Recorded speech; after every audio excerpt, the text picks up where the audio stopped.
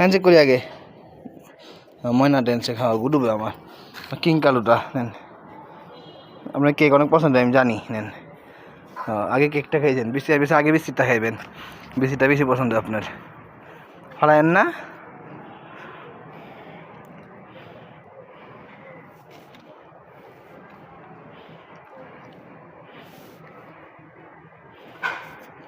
কাগজ না ছিঁড়া দিলে কাগজ সহ খাই ফেলবো।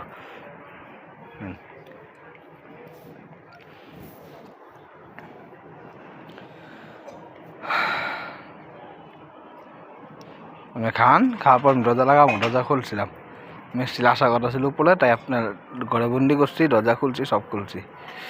আমার দরজা লাগাইতে বলেন, তাতেই খাও।